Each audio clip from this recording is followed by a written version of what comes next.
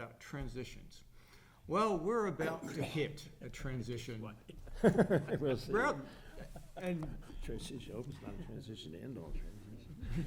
well, yes, let's hope it's not a transition in all transitions.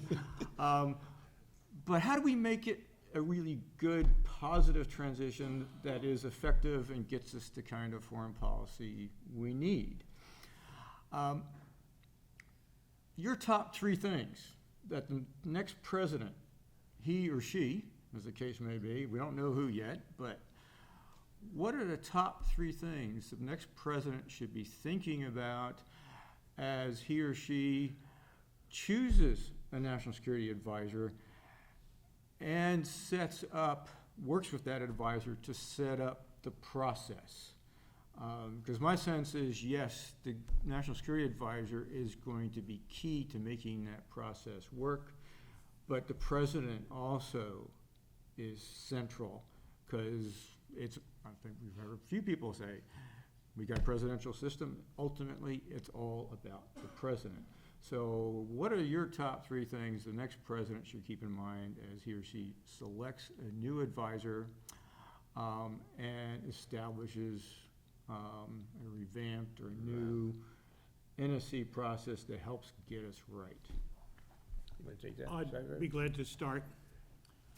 I think first and foremost, something that I said that also Professor Destler said, that the National Security Advisor should be chosen from someone who has the confidence of the President and the necessary background, and we've been over that, so I don't think that needs to be repeated. So I think that's point number one. I think that point number two is that that individual ought to be seen as well as capable of running an effective government in which the notion of cooperation, but also the possibility for varying points of view getting to the president is a key part of the mantra. And I think thirdly, the kind of organizational thoughts and ideas we've discussed here ought to be at least laid out to the president and the new national security advisor. Simpler, smaller, less complicated, but at the same time capable of looking at things like strategy, which I didn't raise, but is a key element.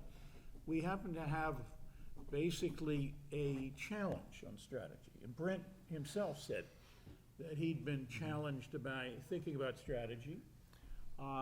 He sort of adopted the view, I knew it ought to be there, but I wasn't sure how I was going to get it there. And that's a difficult problem. And I think we can talk more about that in more detail, but I think there are ways to do a better job on strategy. So I throw those in. But I think size and process, many of the things that you raised, Professor Destler, and many things that I said, I think fit well together. Yeah, a couple of things. One, just on the strategy bit. I suppose it's true that Brent was not a grand strategist and never claimed to be. On the other hand, you think of the Iraqi intervention was very important to the post-war order, and he thought of it in those terms. He didn't think about it just in terms of this bad guy, Saddam, who had to be stopped. He thought about it in large structural terms. Secondly, what happened in Europe? The fact that, you had some people kind of scared as hell about this German thing and this German unification and what's going to happen now, and working out a structure for that. Now, you can say that's tactical, or you can say it's just moving, since, as various people, including Henry Kissinger, said early on, Germany's going to unify. There's no question about that. But the question was, how is it going to unify? In what context? And that was sort of, there's a kind of strategy, or at least tactics, that involve lowering the limits of what you can change, but knowing where your levers are and trying to move what you can move and accept what you can't accept. And so I think those are useful. Now, that's not directly on the question, though. So let me mention an issue that I don't know if there's a solution. One of the problems, I think, getting, the president appointing a team of people who work together is very important. I wrote an options memo for the Carter administration in the transition, arguing that with, I guess, mixed success. But the one problem, Ambassador Pickering knows much more about than I do, is suppose you get a team, you get a good people, you get the National Security Advisor in there. The Secretary of State is quickly confirmed. The Secretary of Defense is quickly confirmed. The National Security Advisor quickly puts together a staff of experts. The Assistant Secretaries of States are named fairly promptly, and the confirmation process drags on. And there are real constraints on how much the designees can participate in the process, and they do so at their peril before they're actually confirmed. So what you have, I mean, I remember my colleague was later trade representative, Susan Schwab, I brought a group of international students to visit her in the Commerce Department during the Bush-Clinton transition. And she said that this was after Ron Brown was confirmed as Secretary of Commerce, and she said, Ron said, please stay, I don't have anybody else. Please stay a few months. So we were April into the new, she was a Republican, this was a Democratic administration, we were into April, May, and so she stayed because she was a good citizen, a good patriot, and so forth. But I think how you present this, how you get this moving, I'm not sure. Maybe a president-elect, as part of a real effort to build bipartisan comity, could bring people together from the Hill and try to sell this process. Because I think it's obviously not necessarily the most important thing in the transition, but it is important, and it does sort of it makes it hard to build the sort of effective collaboration between, say, NSC and parallel people in the State Department that Ambassador Pickering and others have been talking about. Okay. I'm quite happy to continue asking questions and engaging in conversation, but I think that the point is for you to ask questions. I'm not seeing anybody stand up yet. Right here. There we go. Excellent. You get an A for effort. I'm going to ask you to tell my mother that. Jonathan Coopersmith, Department of History here. Ambassador Pickering, you mentioned with the world of legal advice not being too enclosed. Am I correct in thinking that that challenge of being too closed or just getting narrowing advice refers to not just legal, but as administrations, particularly when they're under attack, have a tendency to close the wagons? And how do you institutionalize or get some way of making sure that you do get, if not a blue team or with the red team, but some way of making sure that, you know, the people who should be knowing that there are multiple worlds out there know there are multiple worlds out there? Jonathan, it's an extremely good question because it picks up what Professor Destler just talked about, the constipation of the advice and consent process for employees, among other things. But that's a reflection of what unfortunately has emerged certainly over the last 2 decades, but increasingly such in virulence, the kind of opposition on the one side for the party out of power to the president and all his works, ideas, and anything he wants to do, and the party in power's single-minded determination to try to get through what it is they think they've been elected to do. And my view is that comity, cooperation, things that used to work both on the Hill and between the Hill and the executive branch have faded out of the scene.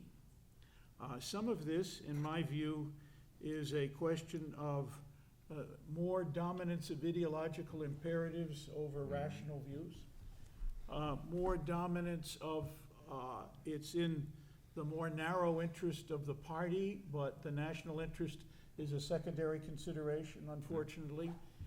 Those kinds of things. Some of the relationships that used to exist between members on both sides, which were the productive of the kind of bills on hard cases that had to take into account both sides' views, but worked. We see some of that now, but it doesn't get much in the way of headlines, and it tends to be on second-order questions rather than primary questions. The closer we seem to get to presidential elections, the more that becomes a problem, and certainly the present conundrum over the nomination of a Supreme Court justice who seemingly will get no hearing is another example of that. And until and unless the process, in my view, gets sorted out and the public understands that the national interest isn't being served by this type of work, we're not getting it, and it tends then to extend into other areas of differences, as your question implies. So I think it's a bigger issue than merely the question of the effective functioning of the national security system, and it's the effective functioning of the government as a whole, and the checks and balances between branches, but also the necessary cooperation, which doesn't appear anywhere, but is assumed by the Constitution to be the overwhelming imperative of all governance, that seems to be constantly set on the side and say, let's merely work at these differences, sometimes for electoral needs, sometimes for personal needs, sometimes for ideological needs, just sometimes to horse trade with the administration. And I'm sure President Bush is not a stranger to that subject. Well, I think, yeah, President Bush suffered a bit politically for his readiness and willingness to accommodate on very important budgetary issues, and in fact agreed to budget solutions that I think contributed notably to improvement in that situation, then at his own political cost. And the Newt Gingriches of the world were very unhappy about that and used it for years as a negative. And so, and I think that was sort of both an example of comedy that worked and an example of a political price that people feel they're going to pay if they do try to work together and work cooperatively. It's a for those of us who've been in Washington quite a while, and I can remember the earlier period, it's quite troubling, and it's a little hard in the short run to see the path out. Now, it's arguable that President Obama could have been a better sort of schmoozing politician. I'm sure that's true. Somehow he maybe could have cultivated the senior Republicans better, and developed a more relationship. So I'm not saying that the White, and of course then maybe he moved faster than he needed to sort of taking executive actions in a way that may polarize things further. But that being said, when the president, for his first major piece of legislation, a response to the Great Depression, the Great Recession threatening to become a depression, which ought to somehow have been a bipartisan concern leading to a bipartisan solution, he basically, the Speaker, the minority leader of the House essentially instructs the House members, none of you are going to support, the president's going to come down and talk to you, but none of you are going to support him. And so right from the beginning, there was this polarized problem, which is obviously a really serious problem in our politics. And whether, I know Barack Obama tried, not effectively, to crack this and wanted to crack it, it's been, I'm not saying that the Republicans are the main blame, though I would place more blame on that side, but still it's a two-sided thing. Okay, thanks, Mike. Ashley. We've heard it several times this morning, and I appreciated the discussion of the National Security Advisor as well as the National Security staff or council being referred to as honest brokers. But I think there's an inherent tension with that role, with the prestige and closeness that comes with that role being next to the president. And so I'm wondering how you balance that, how you attract people who want to play an honest broker, but also, I think, have some interest in being a part of the presidential experience. Well, I would say, look, presidents don't arrive at the White House with a solution for every one of the 8 years or 4 years problems they're going to have. Secondly, the balance in the administration between the expertise and the political track is a very real one and a very difficult one. Even the political track doesn't have an absolute solution for all problems. There's also, in my view, a transition period, and the first 100 days is obviously a time of testing. It's a time of testing by outside powers as well as by insiders to see how and in what way this thing is going to crystallize. Now, I don't mean this in any way at all to be demeaning of any administration, Democratic or Republican. But the number of huge, major policy shifts that are made in the course of administrations historically is very few. And the honest answer from me, at least, as someone who's served presidents of both parties over a long period of time, is that the people who were there before you really weren't so dumb. They really understood because they were there in the fire. Yeah. They were in the crucible. They were hammering iron every day, if I could put it that, if I take the blacksmith a little further. And they knew what the realities were. And the realities didn't change with the election, but the election might have tried to change the realities. Yeah. And that's a much harder road to hoe. But, I mean, I think that people do make changes. I think that President Bush had lots of opportunities, and the whole question of Iraq and dealing with the invasion of an independent country by a neighboring state set the tone for our policy. And had we not done that, it would have set an entirely negative tone for our policy. Reunifying Germany, how to treat with a communist country, the Soviet Union, that goes over to the other side in a serious way. Those were all huge challenges. They may not have shaped, as was said here a while ago, necessarily a unified instant field theory of how to deal with all of the post-war problems, but they set the tone, the pace, and the way in which the policies were going to be carried out, which represented an evolution, but it was based on reality and it was based on some elements of continuity as we went ahead. Loyalty to our allies and friends, protection of the open market, those kinds of things, which were critical to our prosperity and success. So the number of changes, in my view, is also very limited, but you can find them, and they're out there. They seem to be more in the nature of evolutionary changes rather than revolutionary changes as the process goes ahead. This is not so bad, because another problem is that, particularly with the global information revolution and all of its aspects, stuff comes in over the transom that would have inundated the practitioners of foreign policy in the 1930s in 2 hours. Whereas daily, the great security departments of government and the National Security Council and the President have to deal with this. And this is a huge problem. And everybody now knows everything about countries as remote as Burkina Faso. And the press is constantly holding up the policy process to the question of what are you going to do next about Burkina Faso, particularly if an American is being held hostage there. And so we have everybody's business every day constantly evolving. And it really is a huge demand.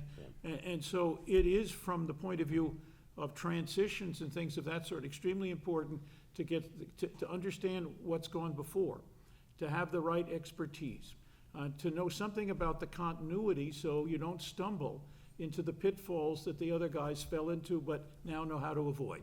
And I think that's all very important in the question. So I don't think it's a condemnation that you win the election but you're being saddled or chained to the last administration. But it is something that we need to do to take advantage of in the national interest. Not much to add to that, which I think was brilliant. One problem with our politics is that in the presidential campaign, in particular, the norm is the candidate saying, I am going to cut your taxes, or I am going to do this. I am going to restore the middle class. I'm going to reduce the income gap, or I'm going to attack ISIS and wipe them out. And somehow we have to get and I think this tends to discredit or erode government, because in fact, most of these things aren't doable, at least not immediately, certainly not by the president alone. And so somehow, hopefully the next president will be able credibly, with the help, and with the cooperation, hopefully, of some members of both parties, to suggest, slow down, we are working hard on this set of problems. A lot of things are going right in this country, but a lot of things we need to address. And I'm not going to come to you a year from now and say we've solved these. The Kennedy line, these will not be done in the first 100 days or 1,000 days or even in the lifetime of this administration, but let us begin, is a nice line of both purpose and realism in terms of how, what policy can achieve. Okay, it would be very easy, I suspect, for us to continue on, but I'm being given the hook. So I'd like to thank again Ambassador Pickering. Thank you. And Professor Destler. This was fantastic. Thank you, It was man. great to have you with us.